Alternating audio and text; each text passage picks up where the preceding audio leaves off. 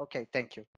So, good morning, everyone. My name is Felipe Marchi, and I'm going to present our work, which is a multi-objective cluster biased random key genetic algorithm with online parameter control applied to the protein structure prediction problem.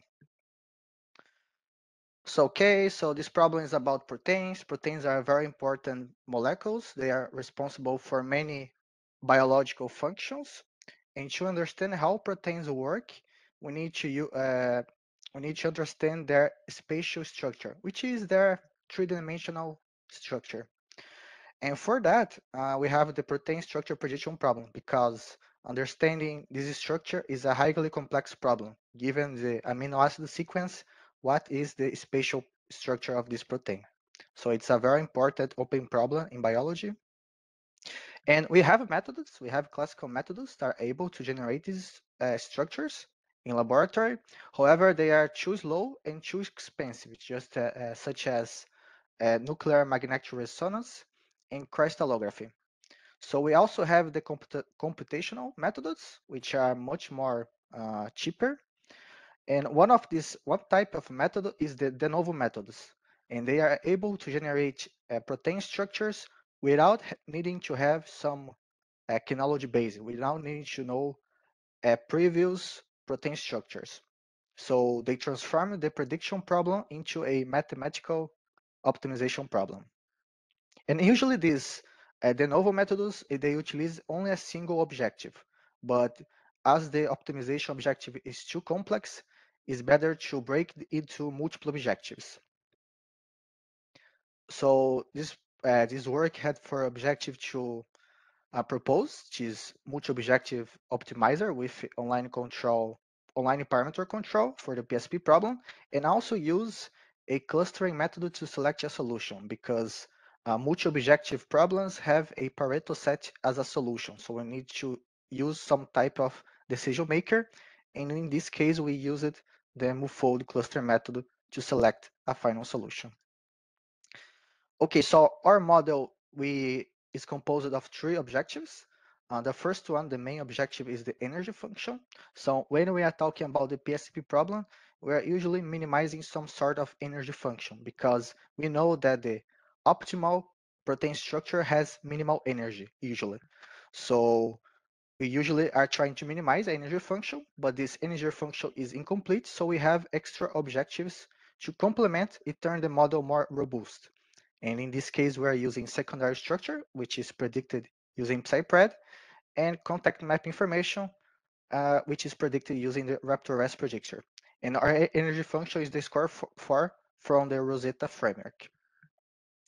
To model these structures, we use the centroid model because which is a variation of the full atoms model, where we model all the atoms of the structure, but we simplify the side chains in the centroid model. So we substitute the side chain of the protein with a centroid to simplify the backbone.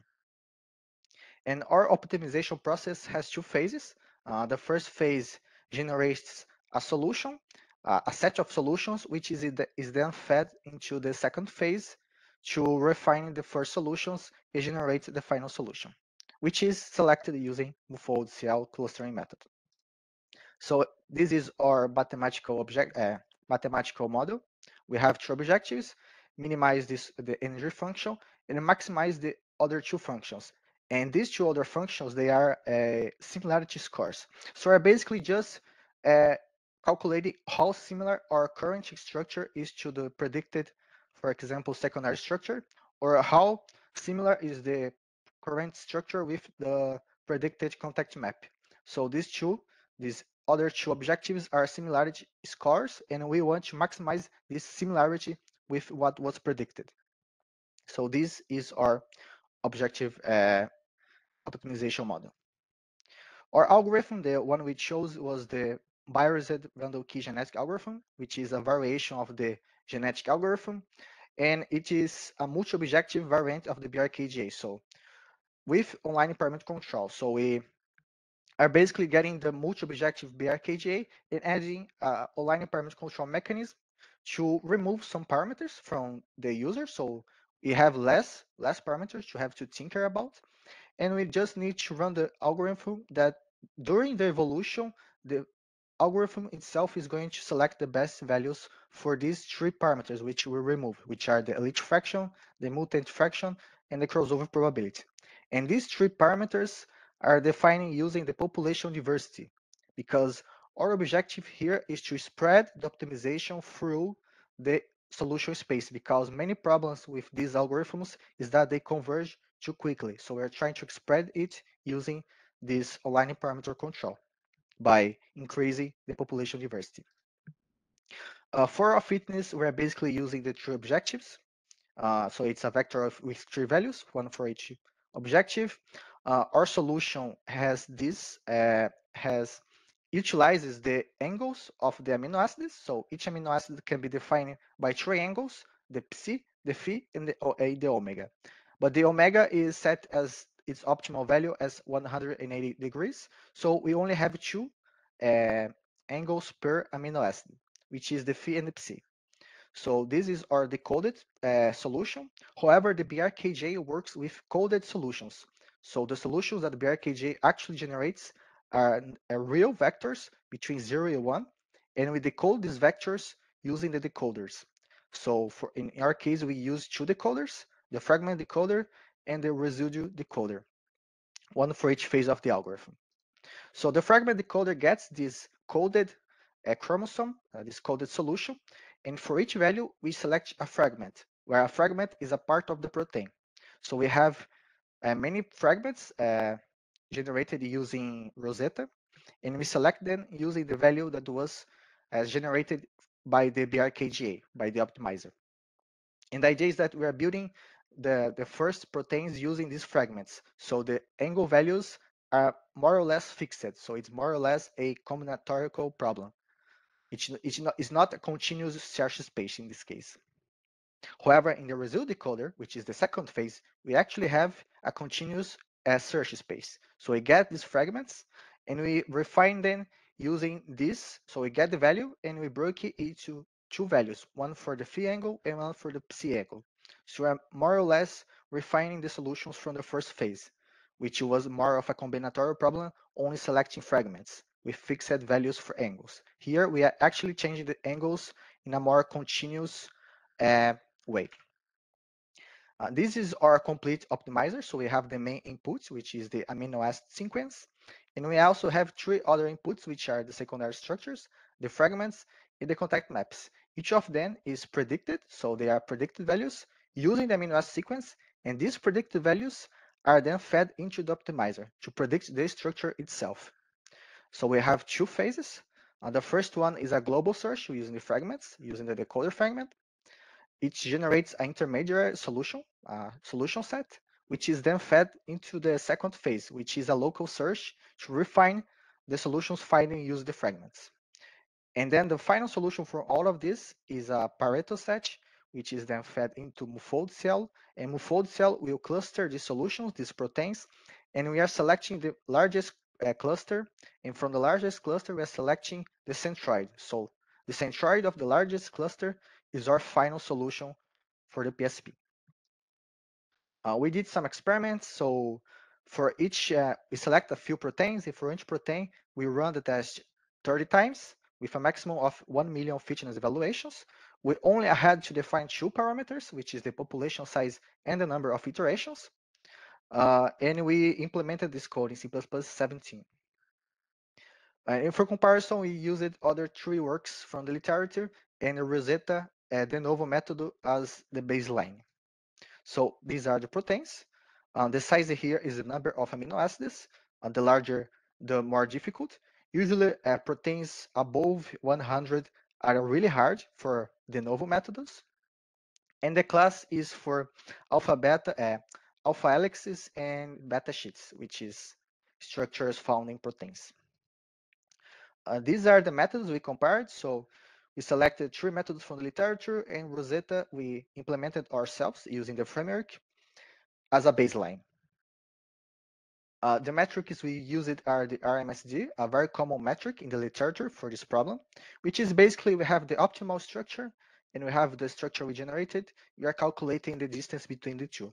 The less this value, the better, because it means that we have a more closer to the optimal structure. So here we have the results. Uh, we select only a few proteins. So from the complete set, we have more in the paper. We have here 3 rows for each protein. The first is the best value, the second is the average, and the third is the variance. We can see here, for example, for the most part, that our algorithm had the best results. Rosetta found the best one for this one, the one ACW, which was much better than most of the others. However, we can see here that our average was better than all the others and better than Rosetta itself, which means that even though we did not find the best solution, we at least had a better average. And here we have actually 2 columns for our method, the mobile best, which is the best from the Pareto set, and the mobile CL, which is actually the final solution. So mobile CL is the solution for our complete optimizer, while mobile best is the best from the Pareto set. However, in practice, we cannot determine which is the best. So this one is more for just to understand how good is our algorithm. But we can see that the mobile cell is usually not really far off from the mobile best, which means that our decision maker is actually good. Using MoveFold is actually good to select these proteins. In general, we have these values. We can see for the more complex proteins here that our results are still good. Under 4 or 5 is good. So for the most part, our results are good. And for the really complex protein, which has 210 amino acids, we had really bad results. So this one is really bad, but at least it's better than Rosetta, which is much, much worse. So this means a lot of stuff, much things, because we have many problems it is when dealing with the PSP, because not only we need to select the algorithm, but we also need to select the models. In the PSP problem, we deal a lot with garbage in, garbage out. So even if we have the perfect algorithm, if our models are not good, we're not going to create good solutions. So much of the focus now should be in creating better energy functions or better information that we should use to model these proteins. And these large proteins really show the shortcomings of our current models, both of this work and all the others in the literature. But in general, for small proteins, our methods are really competitive, and for larger as well, although the results are far from being realistic speaking good for being used in laboratories and other places. But in general, you can see here in the picture, in blue we have the optimal, in red what we predicted using mobile CL. We can see for alpha helices, which are these curls that we are very good, but we had some problems with the beta sheets, which are the arrows here. We can see that arrows were not really created, so the algorithm or the model had problems using this to create these structures correctly. But for alpha helices, we really had good results. So in general, this work we proposed this multi-objective optimizer with the online parameter control.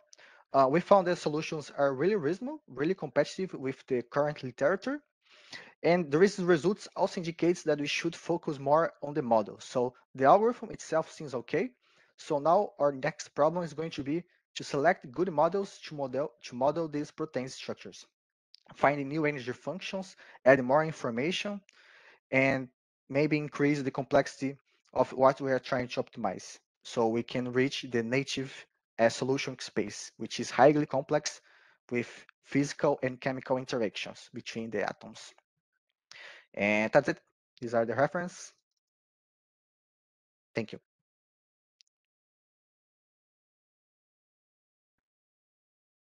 Okay, thank you for your nice and interesting presentation.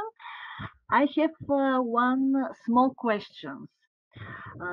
You know that the amino acids they hydrophobic and hydrophilic, and it's very important for the folding of the protein.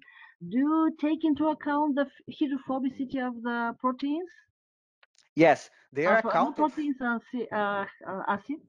Yes. Yes, they are accounted for in the energy function usually. In the one that I use, which is the score for, it accounted for. But I think not. It do not uh, gets all the information. One of the highlights here in the any I added we should add new information. And this information in particular, the solvent accessible surface area, deals with the solvent, right? And the Mm-hmm. solvent is basically the hydrophobic, this part of the hydrogen, right? So it is inside the energy function, but it's very limited. So it is one type of information that's really useful because it determines how it's going to be the structure of the protein.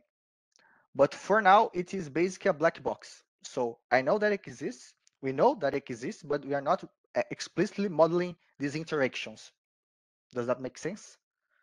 Yes. Maybe in a future work, when we continue to develop your model, you will Yes, list we all these things.